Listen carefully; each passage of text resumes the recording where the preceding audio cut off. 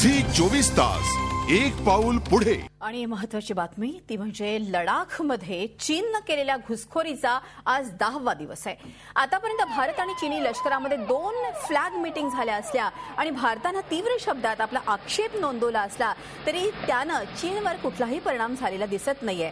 असं असताना परराष्ट्र मंत्री सलमान खुर्शीद यांनी मात्र बोटचेप धोरण स्वीकारलेलं दिसतंय। भारताने आपला आक्षेप नोंदवलाय, मात्र LAC म्हणजे लाईन ऑफ ऍक्च्युअल कंट्रोलवरील स्थिती तितकीशी चिंताजनक नाही। पुढल्या महिन्यात होऊ घातलेल्या चीनी पंतप्रधान ली केकिआंग यांच्या भारत दौऱ्यावर परिणाम होऊ नये असं त्यांचं म्हणणं आहे। दोन्ही देशांसाठी हा दौरा महत्त्वाचा असल्याचं खुर्शीद यांनी एका इंग्रजी दैनिकाला दिलेल्या मुलाखतीत म्हटलंय। यावरून देशाच्या सुरक्षेपेक्षा व्यापाराला सरकार किती महत्त्व देतं हेच दिसतंय।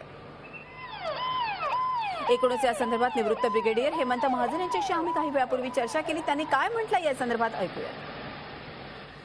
चीनच्या अतिक्रमणाचा हा आजचा 10वा दिवस आहे आणि या 10 दिवसात आपण काय केलं ते 10 किलोमीटर आत आलेले आहेत, त्यांचे 30 ते 40 सैनिक आत आलेले आहेत, त्याच्यामध्ये 3 ऑफिसर्स आहेत आणि या 10 दिवसात फक्त आपण 2 वेळा अतिक्रमणाचं फक्त बोललो, त्याच्याशिवाय आपण फक्त खलिते पाठवले आहेत, निषेध पाठवलेले आहेत, म्हणजे फक्त आपण बडबड आणि वायफाय बडबड करतो आहे।